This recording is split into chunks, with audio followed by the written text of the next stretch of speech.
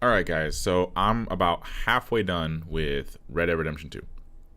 And so far, the game is phenomenal. It's one of my most anticipated games of 2018. I mean, it was my most anticipated game for ever since they announced it, which was like, I think, a year prior to or 2 years prior to the launch date, because I think the game got delayed. Um, and I'm enjoying every second of it. I mean, it's amazing the amount of detail you can put in a game, but still have a game there. Battlefront. Um, but like your facial hair grows over time. You can trim it. Your horse poops after you feed it. You can get a handy at the hotel bath. And that's above the point. But I mean, I love how Rockstar is not PC at all. Like it's completely historically not with the modern age, like at all. Like you got Native American brutality. I wouldn't say that. You don't really have, you actually help out Native Americans in the game because of the unlawfulness of like the hierarchs, right? So you help them out. Ku Klux Klan members are throwing up crosses, randomly, and it's like a random event that happens while you're just riding your horse by and you just kill them all or whatever. You're in the South, post Civil War, so like there's a lot of racism still. There's a lot of grays and blues, on the north side of the tracks and on the south side of the tracks. So it's like it has all that dynamicness to it, and about halfway done. So like I got to the island and now I'm back, and then I kind of stopped playing it right then and there. And so far the story chapters 1 through 5 are really good so far. I don't know how the second half of the game is, and I've heard mediocre things, mainly from Donkey, that like video game Donkey, that like anything past chapter 5 is kind of bad. But I think so far the amount of random content in the game and the story and the character development, it's all amazing. It all makes up for everything that has happened so far. I tried the online. I didn't like it. Like it's completely crap. I mean, it's good, but it's like it's not. It's unfair. It's kind of a cash grab, and the fact that it is that way, because like you play the single player and you're earning a crap ton of money from robberies and like doing all of these things that make the game dynamic, and yet the multiplayer is like there's limitations, and that's what kind of sucks about it. But that's not bothering me because the single player still holds up the value of the game completely and beyond that. So I don't care that the multiplayer is not good for me, but it'd be nice to play with friends. Like I was riding a horse once, and I killed a deer, threw it on the back of my horse to go sell to the butcher.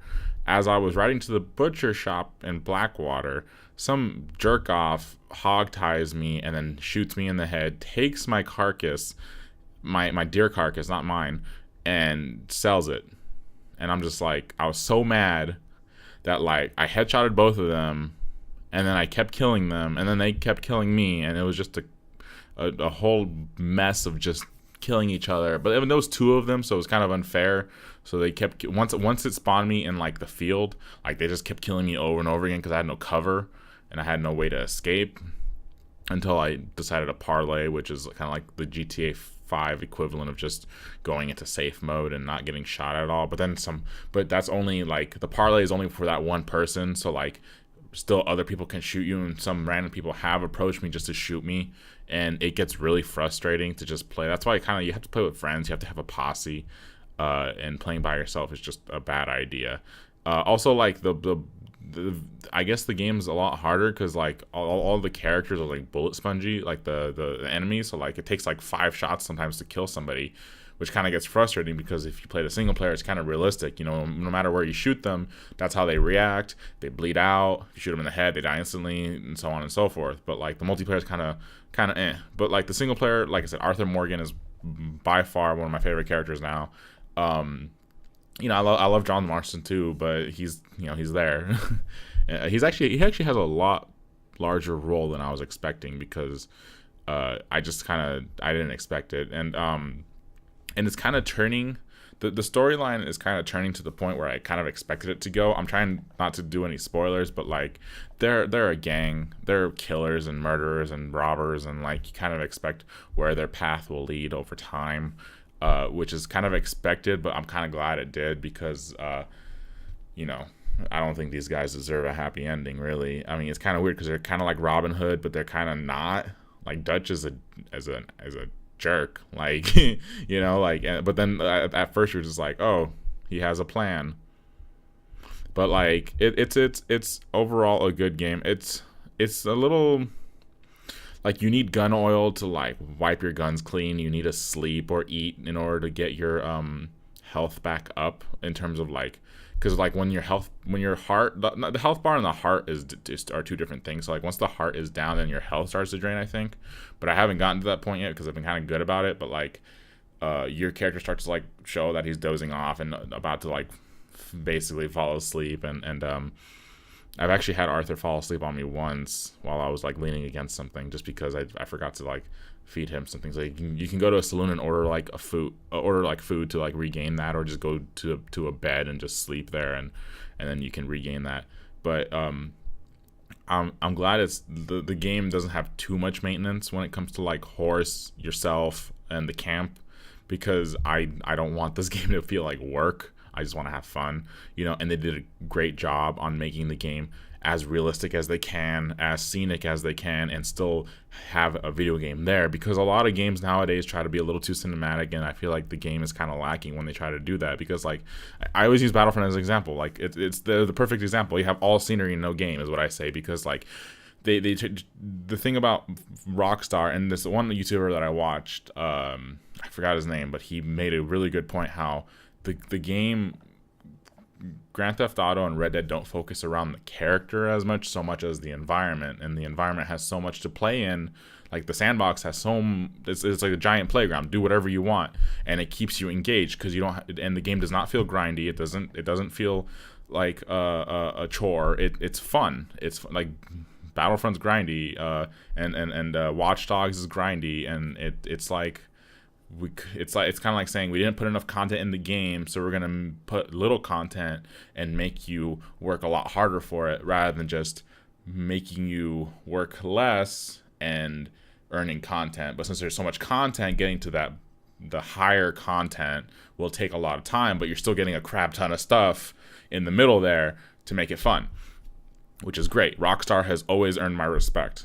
You know, and they've always made quality. They've always made quality games. I mean, this game apparently took 6 years and has a $300 million budget, which is insane, but they've already made that back and then some. So, and I'm hoping, I can't wait, because with ray tracing, with 4K, with just where technology is headed, and how they're probably not gonna we're not gonna have a Grand Theft Auto game for like, unfortunately, probably like 5 years from now, but it's gonna be like a phenomenal looking game, that's for sure, and I'm definitely excited for that. So Red Dead Redemption 2, great game so far. I absolutely loved it. The only part that annoys me is when my hat gets shot off and I forget about it and I have to go get a new hat, which is not a big deal.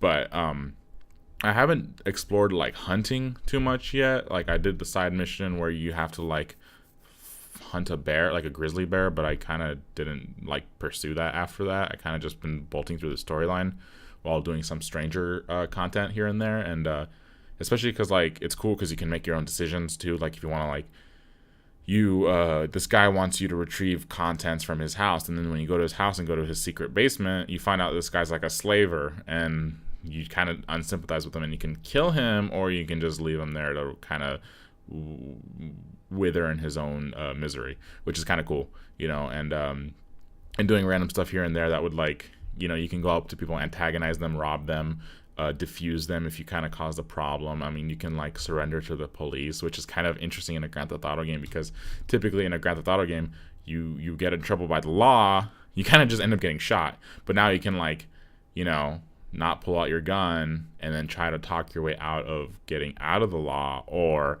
just surrender, do your prison time, get out, which kind of sucks because then you lose a lot of your money. Which is why I kind of give most of my money to my camp, because I don't want to have like $1,000 in my account, you know, go to prison, pay my fine, and then have like zero in my account, which is kind of lame, but like I said, the game, it's so amazing. That's my thoughts. I kind of rambled on a little off course, but that's kind of what I do.